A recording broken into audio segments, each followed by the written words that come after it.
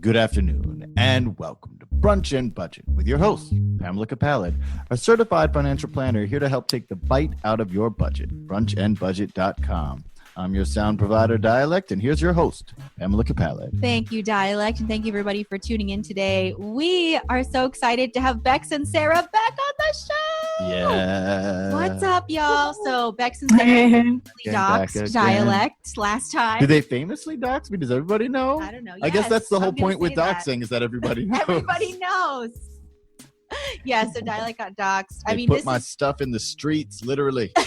It's true. So this is the third time we've had y'all back on because you guys are great. Thank you for joining us again, this time virtually. Woo. Thanks for having us. It's great to be here. The internet just keeps happening and coming back up. So, I figured. Who knew, right? I know, right? It's just not going away and it's just getting crazier. So thank you for joining us again. And I do later on want to talk about the new company that you're starting. But today I wanted to delve into net neutrality. I know that happened a couple months ago, but I feel like that it's been happening. Oh yeah, net neutrality exists. Well, that's the thing too. Like people don't quite understand what it is. We're net neutral, and that's a net positive, but we don't know what that has to do with the net. But then the FCC is talking about taking it away, and there are some countries who don't have it. And there was that Sandra Bullock movie from the 90s, The Conspiracy, the whole net. I don't know. No, I don't even know what he's talking about. Miss Congeniality? No, the net. Yes, there's just no, didn't. I guess maybe you can think about net neutrality and beauty pageants. I know, right? Mm-hmm. Oh man! So, can you tell everybody what net neutrality is before we dive into why it's scary that it's being taken away? Bex, my friend. Yeah, sure. Yeah, I know it's a big question, right? Yeah, in its biggest, net neutrality is this concept that all information that's moving across the internet should be able to move at the same speeds and get the same kinds of priority moving through the infrastructure of the internet. The way that we're talking about it right now and the way it's being batted around politically is that net neutrality is a concept that internet service providers are the ones who can regulate and might be able to treat data differently and speed some stuff up and slow other stuff down and charge certain people more and certain people less. Whoa. So right now we are, like Dialect said, in net neutrality, where it's like no matter what webpage you go on, no matter what company, no one's paying anyone off to have their webpage go faster than somebody else. Well, what people what they call it, the internet wild, wild west, where which is funny because people said that meaning lawless, but what they mean is there isn't a centralized thing enforcing one specific rule that benefits. The question, if we're currently regulation wise in a net neutrality situation, but in reality wise, the internet is subject to the same differences in power and money that the rest of the world is. Oh, that's why you're swaying your head. That's why I was wiggling my head around. So we all know that some people get their stuff more shared more broadly or faster on the internet, and it's not because of regulation, it's because of money and power. They have more servers to move stuff, data around. They have, it's an equipment thing or or reach. There are a lot of factors. Yeah, they physically just a lot of other more factors. Ability to share. More ability to share, more control over the platforms where lots of people are, that kind of stuff. Well, I even remember a time when the internet felt more open, where there weren't as many tastemakers online, and you were just looking up things and stumbling and fumbling into it, which I think that's kind of the spirit of net neutrality, is that you're just as likely to find your favorite platinum selling musician's webpage as you are to find someone who spent 3 years researching some random thing out in the woods and now presented a little paper for you to check out. So I have a question. Does that mean that net neutrality conceptually can get more neutral? Because the government's trying to regulate it on this one end, but does that mean that they could also potentially have the ability to regulate on the other end, where it's like a utility? like electricity. Everyone gets the same amount of electricity. Wait, it is a utility, right? It was legally classified as that, right? Yeah, that's what happened with Obama's FCC, that it was legally classified as a utility. And so then it had to be sort of this net neutral that we're talking about. But like the things that we're talking about, the reasons sort of structurally why it's not neutral right now, you could regulate to balance out for inequalities. As with everything in the world, you could regulate to balance for inequalities. It's just a question of who politically is willing to do that.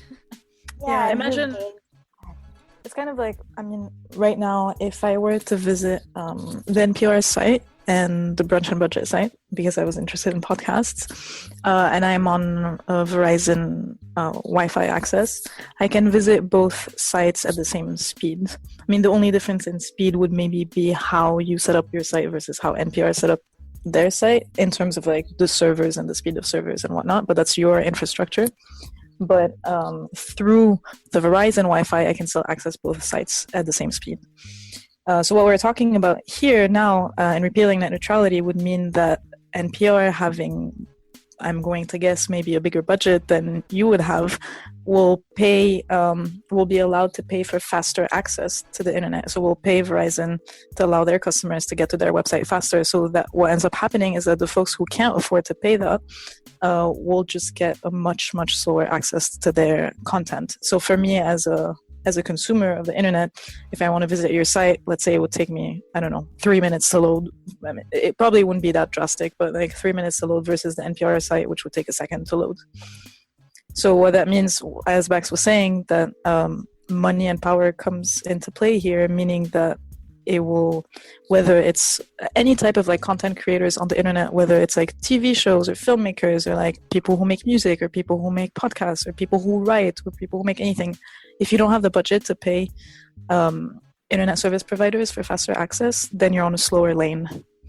Yeah, and it's not just like a slower lane thing, because it feels like the insidious thing is not that they're going to open up this new fast lane and everybody else is still going to be running at the speed that they were running before. It's not just that you're going to be paying for more. It's that other things are actually going to be moving slower. They will be slowing down companies that can't afford the protection money, or who are not favored by people who want to spend money to make sure that their stuff is hard to access. Yeah, Totally possible. Go ahead. No, go ahead, Pam.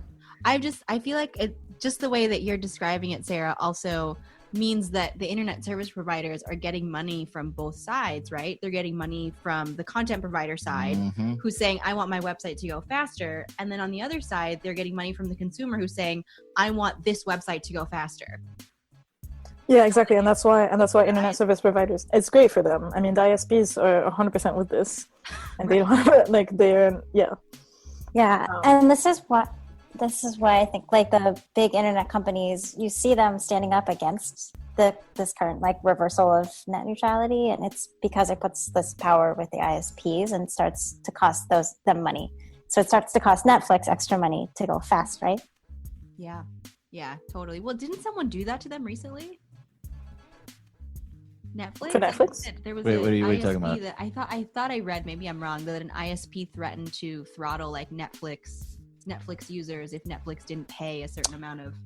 I think there was some sort of vague. I don't know if that actually happened, but I feel like there was something kind of in the threat. news. Yeah, I'm not sure. I haven't seen it. But something that came out recently that's really cool if people want to check it out.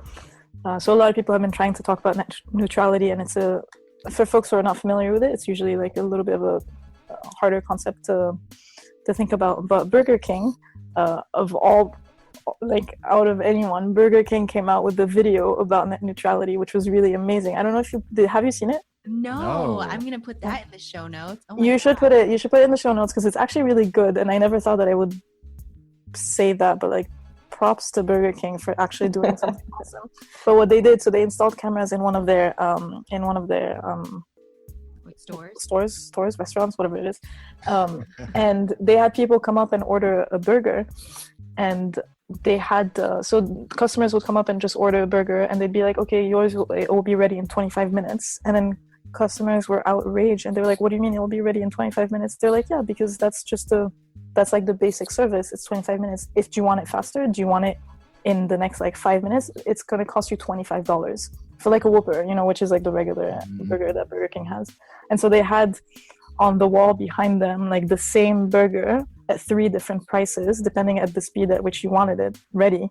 So like the regular thing would take like 25 minutes, or you could get it a little bit faster in under 10 minutes for like twice the price, or 3 times the price would be like in under 5 minutes, and you get your burger under 5 minutes.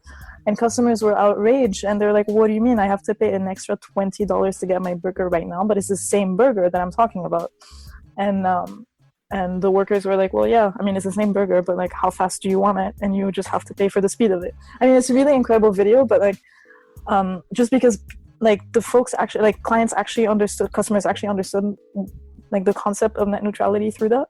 And so they're filming them after they leave Burger King, and they're like, Burger King taught me about the internet. This is awesome. Like, this makes so much more sense. But it's actually like a pretty interesting video for folks to like kind of grasp the concept of net neutrality. Yeah, because I've been finding that people aren't sure whether they should be for it or against it in a lot of ways, just because they don't quite get like, what is this? What does that mean? Yeah, I love how the binary idea has gotten so strong that people are like, what is this thing? Should I be for it or against it? That's something I need to know before I know what it is. Yeah, exactly. Yeah. Like, is this good for me? I don't know. So what happened recently with the FCC then? Can you walk us through like the it sounds like there's a big risk that it's going away under this Trump administration and under this FCC. Yeah, well, so with the Obama administration, the FCC said that the net is a public utility, and so net neutrality like remains stands. And with this one, they reversed it, you know, just like this administration is doing with everything that Obama did that they can possibly reverse. They're reversing stuff. And so this current FCC has reversed net neutrality, and now they're being resisted on a lot of different levels. Yeah, so at an FCC level, net neutrality is reversed, but on state by state, states are trying to declare that net neutrality stands, and so now we're sort of in this federal versus states regulation setup, where definitely the states of California, New York, Nebraska. Somebody else just passed one for sure. Montana, in late January, passed a law that net neutrality is the law of the state. Wow. Yeah. So there are a few states that are basically also issuing a multi-state suit against the FCC to basically reverse this decision again. And New York being one of them. Mm-hmm. And is leading that also, yeah. So it's interesting. We'll see what happens. Wow. So the states' rights thing in general, and because how would that work if the government's like, no net neutrality, then basically every state, I guess it's like healthcare, right? Every state is like, the marijuana laws, the state and the Fed, they're not agreeing, and there's, especially in the beginning, remember, it was a big mess. They were raiding all the California dispensaries and stuff, so. Yeah, I mean, and it's also like a microcosm of how the U.S. politics is unfolding right now, right? Like as the federal government threatens to become more and more sort of like white supremacist, state by state, where, you know, like cities are declaring that they're sanctuary cities, and states are declaring laws that resist that tendency. Right. So are you saying that there's a possibility that in the future our descendants will be able to have textbooks that talk about a war over states' rights that was actually about states' rights? And will it be a hip-hop textbook? Probably, because that will be the only thing that will survive the apocalypse. Oh, man. I think you should start writing it, Dialect. Let's do it. I'm ready. I probably already did. Like during the song. No, we should go to a song though. Oh yeah. Let's go to a song. Well, everyone digests all of this. With their food. Well, this will actually help you guys listening today to digest this. I gotta say, I'm really impressed with the artists out there and how much they care about what's going on, because I've got 2 excellent, well-wrapped songs that are titled Net Neutrality. And it's not like a metaphor. The entire point of the song is explaining in rap form all the stuff that you're talking about. The first one, this is really excellent, by a cat named Oheni Savant from the ATL, Atlanta, Georgia. Got a joint that breaks down all this stuff. And we'll be back to you in a minute. Brunch and Budget. Let's get to it, I don't have a lot of time. I'm here to talk to you all about a very important issue, net neutrality. Now I spoke about this a couple of years back, and now we're here.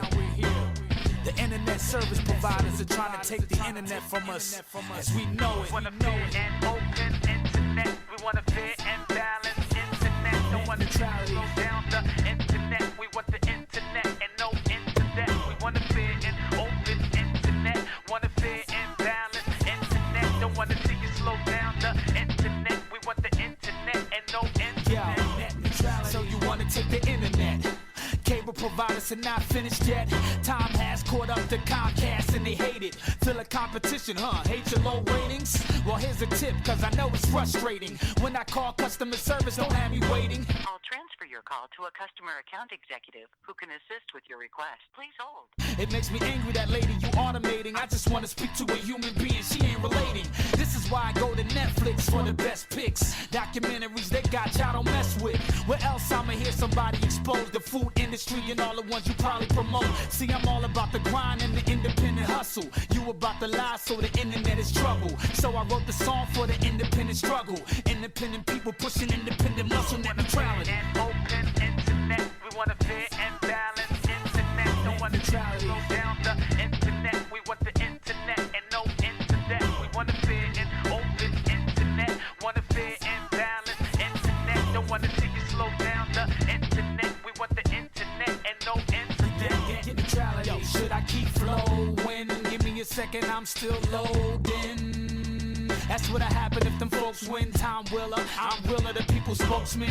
I'm seeing past the horizon and realizing the jobs to be lost in the time when the economic climate is too far from vibrant. Jobs shipped abroad, the rest turn robotic. I read it on Reddit, the internet providers do not want to provide us equally, so they blinded. Let's create a fast lane and a slow lane. The fast lane will be everything the slow ain't. Really fast, really swift, really on it. Okay, what's the catch? You'll pay an arm and leg for it. So if you like House of Cards like I do, stand up to them ISPs, that's what I do. We want a fair and open internet. We want a fair and balanced internet. Don't want to slow down the internet. We want the internet and no internet. We want a fair and open internet. Want a fair and balanced internet. Don't want to see you slow down the internet. We want the internet and no internet. In conclusion, the confusion is how we can claim a democracy and lose it.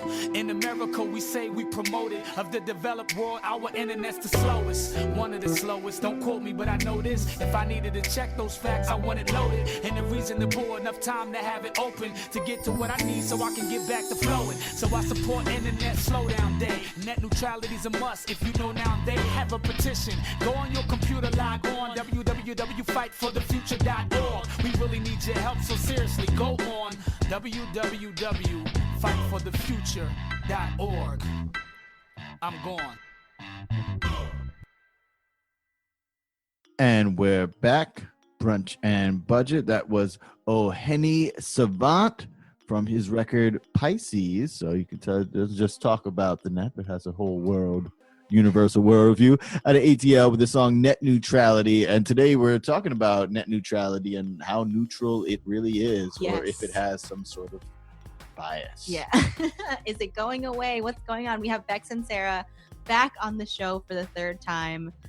And before we keep jumping into net neutrality, can you remind everybody who you are? And also, y'all are starting a new venture called Tandem, and we want to hear about that. So, yeah. It's this thing where you ride bicycles together, right? Oh, Basically. Bex and I ride bicycles together around New York, that sounds like a good business. handing out security I would advice to support people. that. So I'm Sarah. This is my third time here on this podcast. I'm super happy to be back. I mostly do work with, I guess I would speak for myself, but Bex and I kind of do the same thing. But I mostly work with activists, journalists, human rights defenders, NGOs on issues of privacy, security, and data. So data privacy, responsible data ethics. I'm also a programmer and software engineer. And Bex and I have a new venture together that's called Tandem. And we've decided that Bex is the face of our new company. So which I'm not sure if Bex was aware of that, but we just decided that that's what's going to happen. I just decided that behind her back. Basically. But Bex does, basically every time that Bex introduces Tandem, I get inspired, so I feel like probably what should happen, but I'll pass it on to you, Bex. Yeah. Thanks, Sarah. Hey, I'm Bex Hurwitz. So Sarah and I are launching an organization called Tandem. In fact, our launch party is coming up just this week, and we got started this year together. We've been working together for over a year, and before that, I think both of our paths were working with activists, like Sarah was saying, journalists and human rights defenders in sort of the tech field. And we've been doing a lot of security work. We've been doing a lot of work together in and around New York and throughout the States, a lot of work with folks who are doing immigration justice work and immigration service work, among other things. And and it seemed like a great time to launch and to really focus on this work.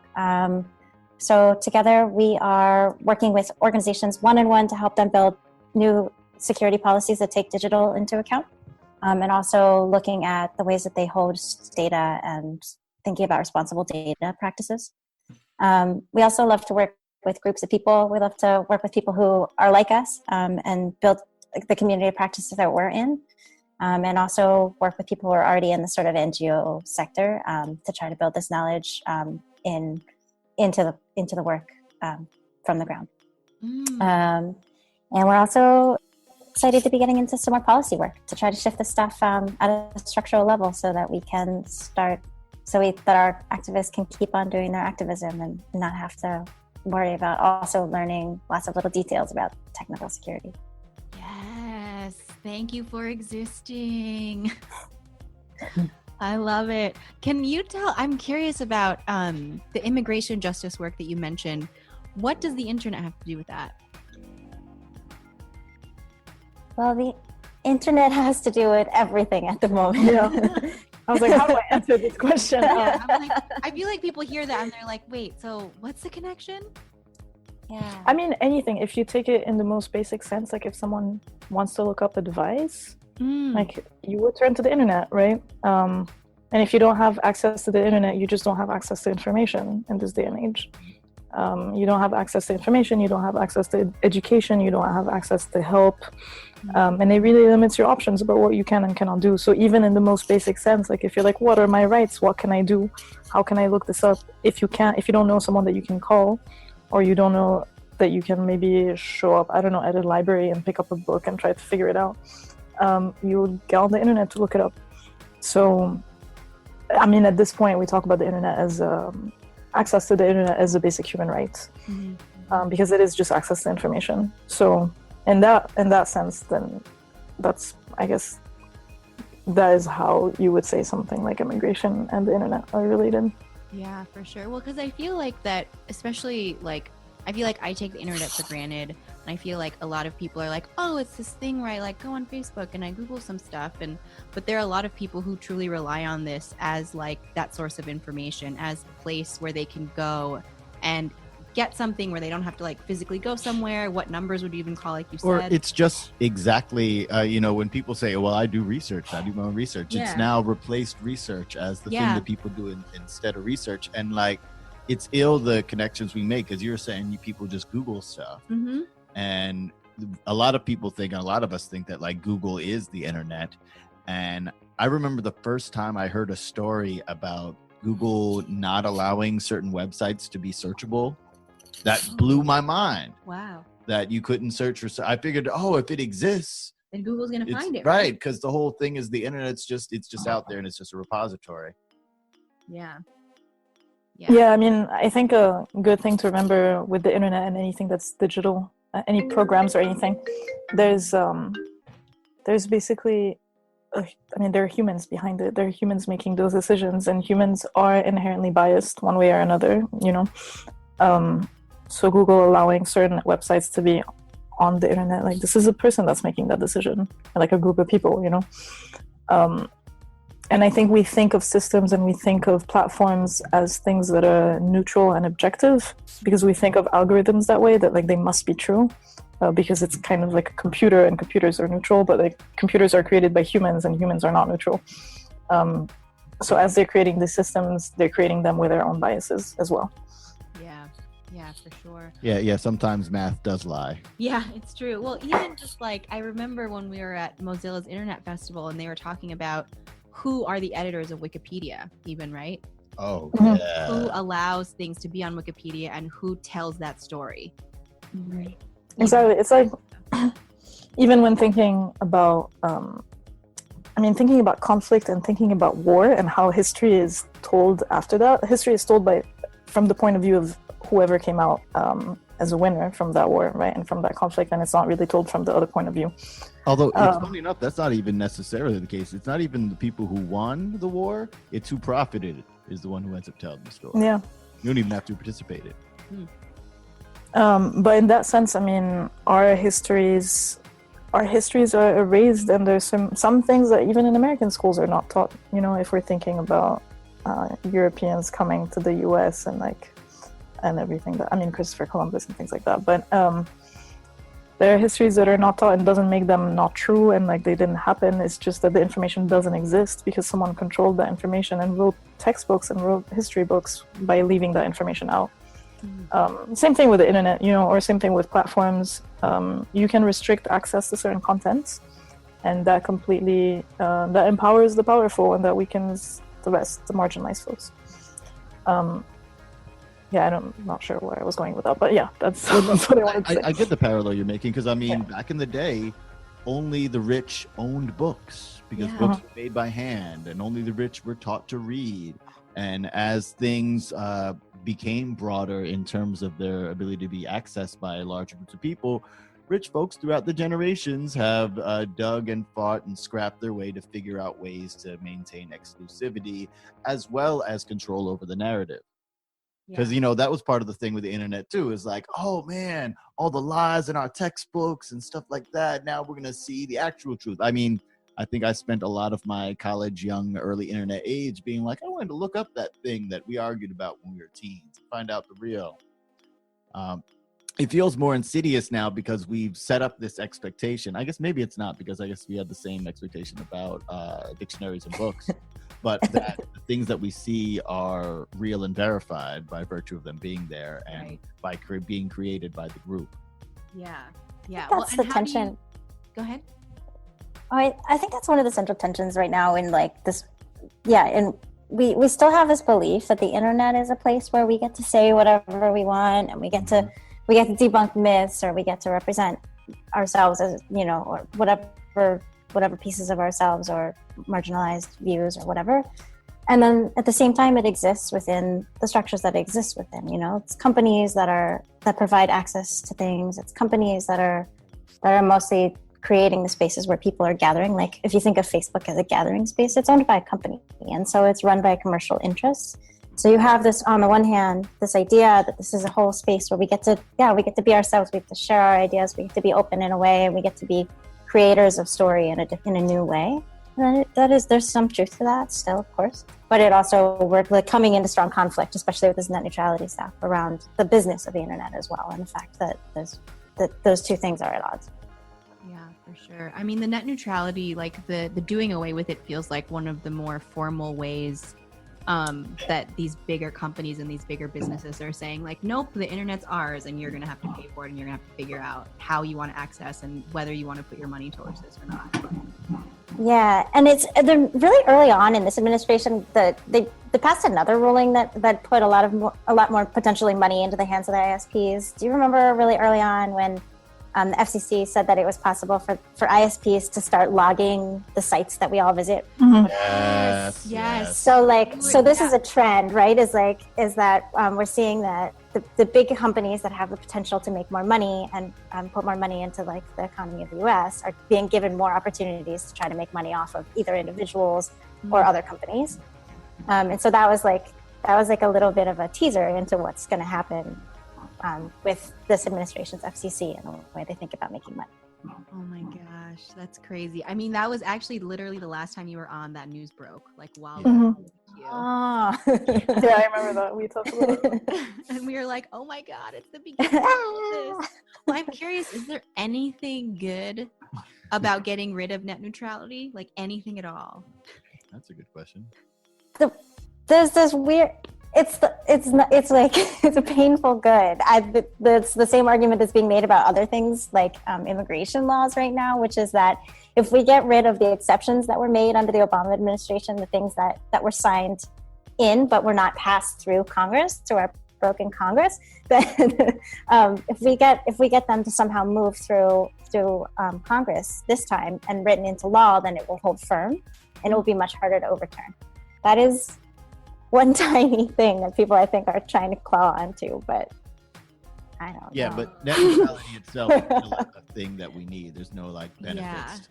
Because I guess, well, it's funny, like you said, like similar to how people talk about things like immigration, I'm sure someone could make the argument that there are rogue websites who are using copyrighted information that's owned by things and they're screwing over somebody by having, or like, you know, you could argue that people making fan films on YouTube is messing with Netflix's money. But that's, I feel like that's the best argument you can bring, and that's still a pretty weak argument. Yeah. The things that you lose, take away, it's not worth that, you know? Yeah, it's like, oh, you know, well, hey, guys, it's like if in real life people are like, you know, karaoke is okay and all, but guys, how about if we just have Bruno Mars sing the song every time? We're just going to get Bruno Mars every time. You have to pay, Bruno Mars money every time, but he's just going to do it. You don't do it. Yeah. He's got this from here on in. Oh my God. So it's really the like positive is this like further scare tactic, just like everything else of like, well, we could get rid of all the bad guys too, guys. Yeah, I guess so. Yeah. Oh my God. Well, and the bad guys, just, you know, the definition for that will include anybody who, possibly the group you're in if you mess up. Yeah, pretty much. Whatever they feel like at the moment. So what is the like worst case scenario and best case scenario of it going away? Yes. Sorry, it's a small tangent from this, because I just remembered something. At some point, right before the ruling was coming up, there are these platforms where people could leave comments in support of like repealing net neutrality. Do you remember, Bex, when I sent you that website? Yeah.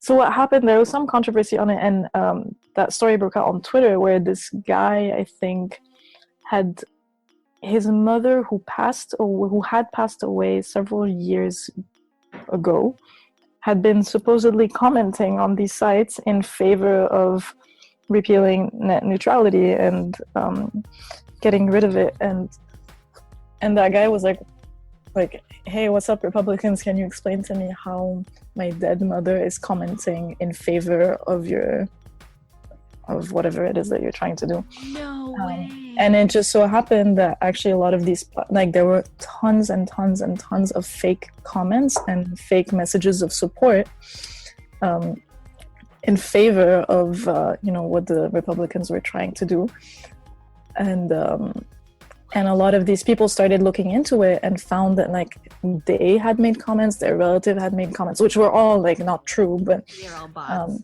They're all either bots or like done by folks, but we're basically on the internet like finding the profiles of some people and just throwing in their like super long comments in favor of what the Republicans were doing. I mean, it was really crazy, and there was this whole thing around it, but I just remembered it because I was like, I wonder if they used our names, and I looked up myself and Bex, and there were some things that come up, but it was it was pretty interesting, and there was a whole thing. I can probably find the link again and send it to you, but so many people were finding like dead relatives on there, and they're like, what are you talking about? Like, how is this? Like, they don't care about net neutrality. Yo, oppressors, can you start using new tactics? Yeah. That's the same stuff y'all used to do to the Panthers, using folks to infiltrate. That's the same type of ways that it's funny people talking about voter fraud. The same type of ways that folks used to propagate voter fraud. Yo, is being an oppressor mean you don't have to innovate? I thought we all had to innovate these days. Come up with new schemes. No, they're on top. They're fine. They're like, oh, this is the same thing until it doesn't work anymore. That's really whack.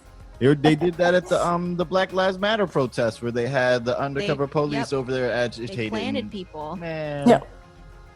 Wow. Oh. digital plans. So there's nothing good about getting rid of net neutrality.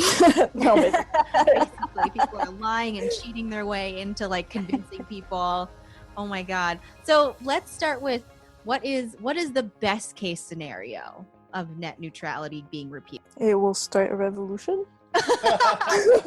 people will be really pissed So off. inspired by something. Well, because I I mean mean- that's a good point though, because this is something like where it does truly affect everyone on a certain level, right? No one wants to pay more for something that they haven't been paying for before.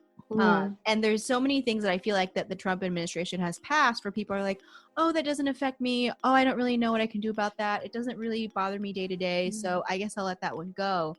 But this really is something that across all levels, internet is utility for a reason. But she's saying best case scenario because it's not like a lot of this stuff isn't being done by the companies anyway. Right. In the past 4 or 5 years, most of the blogs or news sites that I read either were shut down or absorbed by some gigantic entity. And that Gawker thing was really scary. Well, I mean, Yeah. even the former Gawker that's consolidated into, I mean, it's made up of a bunch of really popular blogs that was made up of a bunch of other really popular blogs, and then they shunted all the other ones because now the other ones just can't make enough money to keep their servers open. Yeah. Oof. Yeah. So, we're already at a high money level selected service type of model. Right. And so then what is the worst case scenario? Like if we don't start a revolution and this happens, this is happening in other countries, right? Is the worst case scenario that we just let it happen No. and we just the slide worst- further into being run? I think the worst case scenario is that none of these suits work out. Like there were a number of suits that were brought to try to block the FCC's repeal of net neutrality. So like the best case scenario is that some of those work out and that state by state we get protections so that there's like there's sort of some intermediate state level protection, and then there's at some point federal like reversal of the repeal, and then at some point a law. That's like, I think that seems like the absolute best case. Right. The worst case scenario, it sounds like, is we fight state by state for a while until we have a new FCC. It really is like you hear it, right? It's like an economic decision on the part of the FCC, and it's a decision about making choices on the behalf of companies making money over people getting access to information that we agree is totally essential at this point. Yeah. So it's going to take a change of administration if it stays a decision with the FCC. So does this mean that like every time the administration changes, like this is under threat of being repealed again?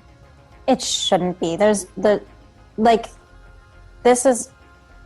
I think like the fact that there are red states that are flipping this, that are saying, look, we're net neutrality states, like that is some indication that this is not simply it's not simply a Democrat versus Republican opinion. This is like a really extreme choice to continue, as we're saying, like continue to concentrate power and money in the hands of few, and but we're really going to cut ourselves off at the knees. Like this is really problematic, right? If from an immigration standpoint, it's like we have millions of people in this country who are immigrants, and like people need access to whether they're like applying for services for different kinds of visas or residential statuses, or whether they just need to know their rights as like workers in this country, no matter what their status. Like that stuff's on the internet, and like from that point of view, like we need to have a space where people can get access to information, even if it's not the most popular information with respect to the current government. So we're going to start cutting ourselves off at the knees if we start cutting ourselves off from even more information.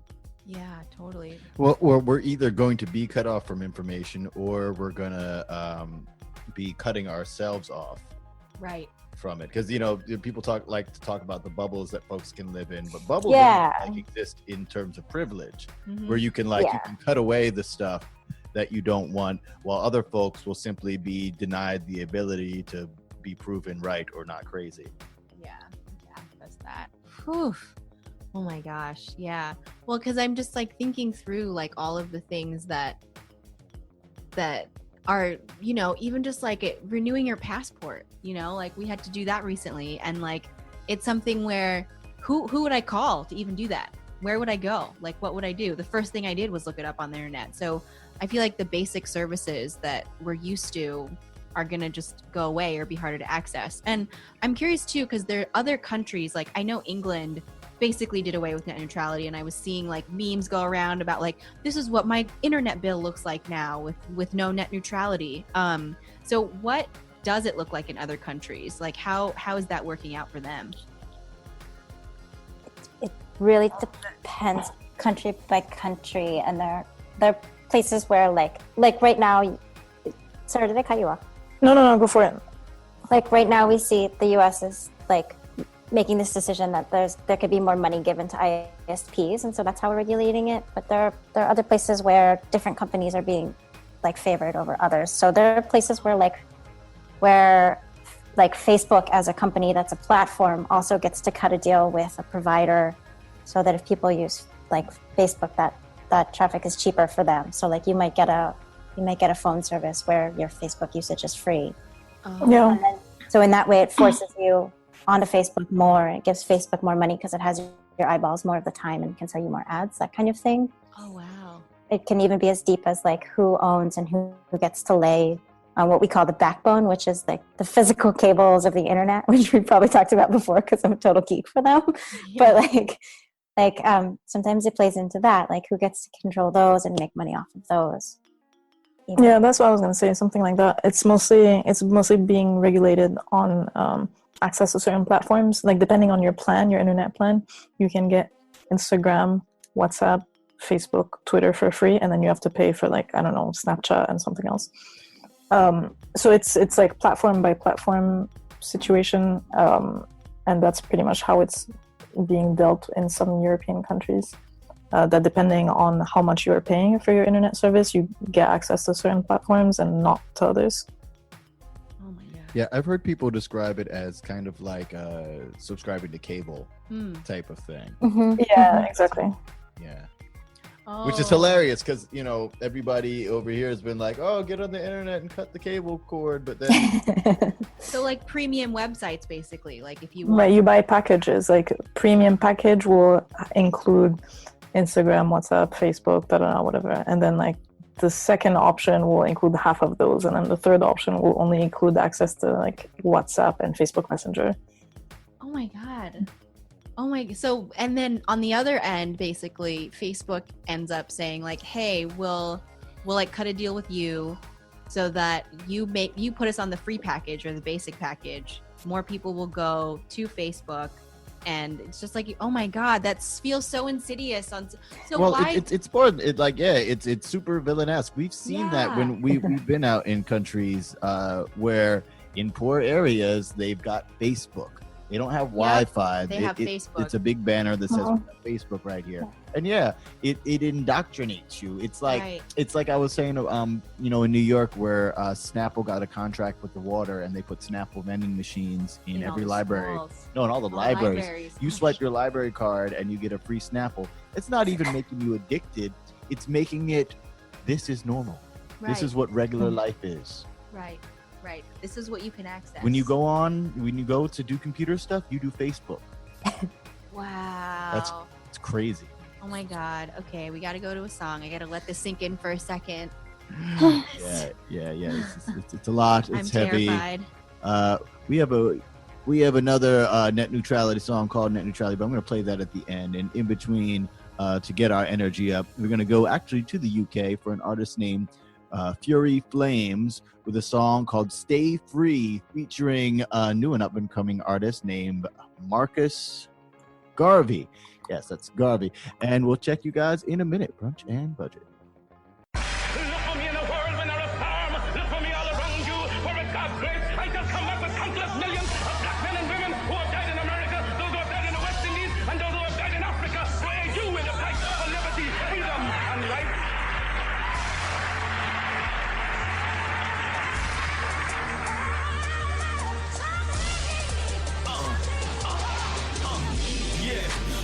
Judge that I was claustrophobic, but still decided to put me inside of a box and close it. And even though I was locked up, I never lost my focus. Dropping mixtapes for myself, for my forgotten soldiers. Yeah, Now rest in peace to my boy Ducky. That was a real nigga, the way he died was pure fuckery. Got to the end of his sentence, found out he got cancer, and had to plan his own funeral, still he kept it gangster. He didn't even go home or get to see paper, just laid up in the hospital and dead a week later. Before he passed away, he said you better see danger around the corner before it comes. Don't let these streets take you. And any moves that you making, they better be major, cause you getting older now, Fury, you ain't no teenager. You damn right, blood, I'm a dream chaser and a cream razor with a picture of the queen as my screensaver. I know we'll all stay free. I know someday we'll all stay free. Until that day I say, all praise be to the Most High. Just hope my Lord save me. I know we'll all stay free. Someday I know we'll all stay free. Until that day I say, all praise be to the Most High. Just hope my Lord saves me. When I am dead, wrap the mantle of the red, the black and the green around me. For in the new life I shall rise up with God's grace and blessing to lead the millions of the heights and the triumph that you well know. If you ask me if there's life after death, I might laugh and jest, but my answer's yes. Cause even when I write bars like my right arm's possessed by the spirit of pack, making me write hard and press my pen to the paper till I vent the frustration. Gotta get a way to get that cake, or I ain't left dead on the pavement or left in the station, stressing and pacing while I'm under investigation for all the cheddar and the bread that we baking. They said that these masons were waiting for us to just go and start something, so they could bring in new laws and stop all our hearts pumping. But look what the fuck they just done to Mark Duggan. I'ma start dumping the clip on these pigs until their hearts gushing. And if any more turn up, I might have their arse stuck and start running. Or be the next contestant with a half onion. You can't touch him even if you bust a shotty in my head. I'll just resurrect in another body, I said. I know we'll all stay free. I know someday we'll all stay free. Until that day I say, all praise be to the Most High. Just hope my Lord saves me. I know we'll all stay free. Someday I know we'll all stay free. Until that day I say, all praise be to the Most High. Just hope my Lord saves me. Can we do it? We can do it. We shall do it. We pray to God for vision and for leadership. And He is giving us our universal vision. A vision that will not limit our possibilities to America. A vision that will not limit our possibilities to the West Indies. But a vision that said it must be a free and redeemed Africa.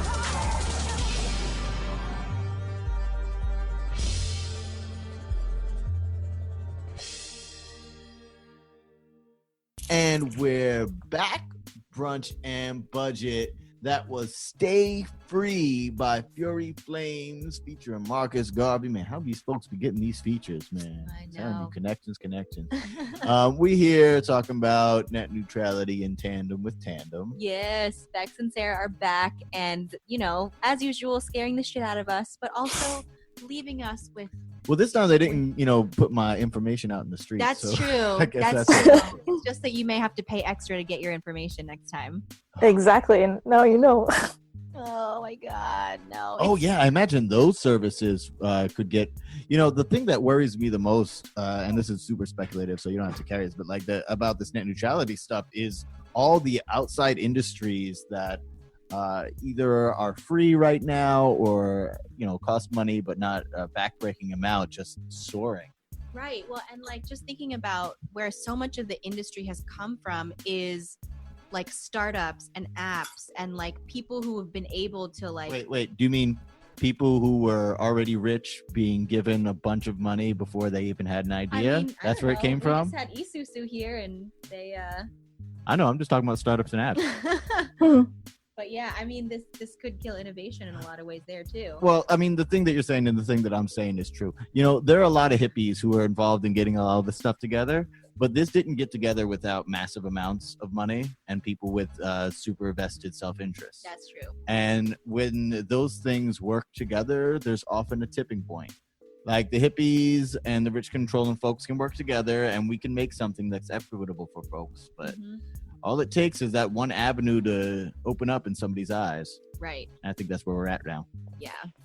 So we're at the place where the money is really really getting concentrated, and like you said, we've been kind of leaning towards this direction, and this administration has been leaning towards this direction, if only to just overturn everything that the Obama administration did. So you mentioned that there are a lot of states who are fighting this, who are setting their own rules about net neutrality within the state and also filing lawsuits. What else is going on? Is there anything that we can do as private citizens? Like, can we leave actual comments on the FCC website, things like that? Will that help? Yeah. Certain companies are filing suits as well. Oh, okay. Is Facebook fighting it? I'm not sure if Facebook is. I know Mozilla is. And shout out to Mozilla for doing that. But Mozilla filed a suit and is fighting the FCC on this. Mm-hmm. What else? I think just as citizens, the same thing that we're always asked to do, which is like to call our representatives and like put some pressure. But just basically any noise around that would be great. Bex, I don't know if you have any other advice for... Yeah, the noise around it. If you're part of like a professional association that thinks about being on the internet, like Free Press, for instance, just filed a suit. And if you're a journalist and you're part of Free Press or do work with them, like doing, again, like, yeah, pumping up their action and their work. I think the other thing, I mean, that's maybe specifically around net neutrality. And the other thing is what we've been talking about too, is like, this is a really good moment for us to do some political education for ourselves about how the internet works. To think about all of the other things also that are, all of the other pieces of the internet that are regulating how we get information and how we get to share it, and to start busting those apart. Some of them might be easier to break apart than net neutrality at the moment. It might be easier for us to call on our platforms to have algorithms that are less selective, that let people's content through more, that are less like censorship algorithms and more. And yeah, let us see more different content, that kind of stuff. Mm-hmm. So looking for ways that things are not quite neutral, like we were saying already, and trying to move as much as we can wherever we can. So putting pressure on a lot of the actual companies themselves to say like, hey, I am not going to pay extra for your service unless you do this thing. Well, that makes sense, because I remember some years ago when, I guess it's probably still going on, when a lot of companies online were gauging how much money they could get out of people, and they were trying different prices and different tactics to see how it worked. And in some cases, I'm sure people weren't willing to pay the higher rate. So right, yeah. So if this does happen, then that means that we need to put pressure on the companies to keep things equal and neutral. Well, because the funny thing that I think heads are sleeping on is the internet. Like one of the biggest things about why everyone does everything on the internet, why we'll accept Wikipedia and its flawedness and all the other things, is because it's mad convenient. It is. It's impossibly convenient. And the thing that I think a lot of heads are sleeping on is, if you make the internet less convenient for me, I'm going to do other stuff. Like, I read an ebook because it's so much easier than going and picking up a book. But if you make it harder for me to get the ebook, I'm going to just go get a book. Yeah. Because that stuff ain't that hard anyway. Yeah. Yeah. Well, and it seems so crazy to monetize something that really is like, it doesn't cost any extra money. Like the idea of ebooks having to pay $10 for each of them or something like that. And then also on top of that, making it harder to access it. I have to pay a subscription to pay to be able to buy an ebook. Like that's how crazy it gets. Well, I mean, that's why the subscription stuff and all that's going on, because people are trying to figure out ways to wring extra money out of you. Yeah. That's all this feels like. It's just like to wring more money out of people. That's what it is. That's pretty much, I mean, it's a business. That always makes me sad when that's like, people are like, yeah, it's a business. Because I'm like, I know that's the truth, but abstractly in my head, when I'm thinking about like what a business should actually do, it should be like in the business of being a business, not in the business of robbing you. That's not a business. That's a mafia. Yeah, totally. I mean, it is a mafia. That's all. Right. I'm just lamenting. That is what this move feels like that, where they're like having us, like they're tying our hands behind our backs and saying like, you still want this? It's straight up protection money. Straight up. It's information protection money. It's crazy. Yeah, it's totally terrifying. So any parting words for our listeners? Make us feel better.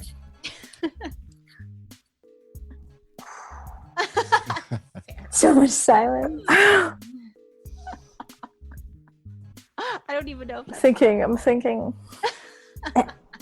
There was recently an article that came out around about how tech company workers are trying to organize more and more, and they're becoming more public about their organizing, and about the fact that people who are they're like Sarah was saying, it's people who make code that makes services and platforms and things, and some of those people who make that code are starting to try to say the thing that we've been saying today too, like that they think about the internet as a place for the potentially more equitable exchange of knowledge, or and that they would be preferring to build tools that are part of that dream rather than part of the sort of like nightmare business surveillance scheme that they're currently a part of. And so, tiny drop of hope that lots of people are waking up to their potential role in different pieces of making our world more equitable, and in the States, especially right now, because we're getting pushed so hard on the federal level. Mm-hmm. Yeah, they're forcing our hand in a lot of ways. I mean, it's what Sarah said, revolution. Well, and like you said about that, and like to tie all that together, I mean, unions have not been the thing that they were 50 or so years ago. And we've been talking for a while now how there's going to need to be a thing that's basically unions, but it's not exactly that to carry things forward. And I think that's what you're talking about is, people are getting together who are part of the industry, who have some sort of leverage and power, being that they're content makers. And the content makers are always going to have some kind of something until they finally make the AI that can just do it for us. So they're going to have that. And if they can use that leverage, then we can start some kind of negotiation. Yeah. Whew. All right. So where can we find y'all? Thank you so much. Oh, man. I'm overwhelmed, but hopeful. On the next show, we'll talk about racist algorithms. Wait, please? Wait, what? Racist algorithms? So, What's happening? Yeah. You teased us all. Exactly. Now you can invite us back for a fourth show. Breaking some more records. But yeah, we can talk about racist algorithms. I'm just going to leave it at that. And until then, you can find us on our website at tandem.work. Tandem is TANDEM.WORK. Nice. And check out more of what we do. Tandem, TANDEM, like the people who aren't your friends but are a different group are getting their skins darkened. Tandem. That's how I'm gonna start explaining it. Instead of like a tandem bike. Perfect. Thanks as always for coming on. And yeah, I'm really excited to talk about racist algorithms. I mean, not really excited to talk about racist algorithms, but we're really excited to talk about racist algorithms. That's going to be some really informative stuff. We'll have some good music for you for that one. And I think that's all for today. Thank you guys for listening. I know it's a lot, and net neutrality can be a scary thing. Check out Tandem for all your needs of doing things with at least another person. And we'll check you next week. Run your budget. Peace. Oh, wait. I'm a jerk. I didn't play our last song. We've got another song about net neutrality. Thank you for reminding me. This song is called Hands Off the Internet. The song's called Net Neutrality. The artist is called Hands Off the Internet, featuring Project Question. And we'll check you guys next week. Brunch and budget. Peace.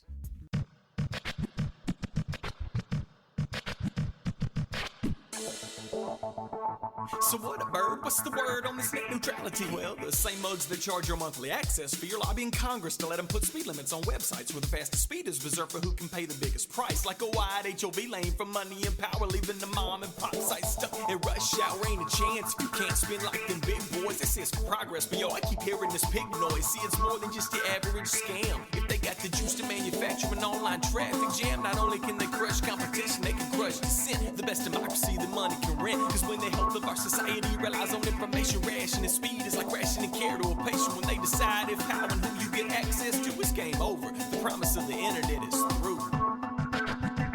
Hands off the internet, hands off the internet. Let's cut the invisible hands off the internet. Let me hear you sing net neutrality if you believe the internet should be commons and commons should be free. Hands off the internet, hands off the internet. Let's cut the invisible hands off the internet. Let me hear you sing net neutrality if you believe the internet internet should be commons and commons should be free. The others more than just monopoly, dreaming the corporate scheming. The problem is wider than just providers and telecom demons. To be truly net neutral, we gotta expand the definition. It ain't just who we pay, but who gives us permission. Search engines and social networks, media aggregators, those we deem online, benevolent dictators who filter your searches and feeds of what you watch, what you read. They give you what they think you want, but not what you need. It's like we children and they the adults. How can you and I do the same search for different results? And yo, I get it's convenient, that's okay when it's trivial, but our preference can be the formula to filter the political that only reinforces our current ideological vision with no counter info to help us make an informed decision. And that, of course, is if they want us to see it at all. Just to stop them from gatekeeping if we make it their call. When it comes to news and important information, do you really want to give more control to corporations?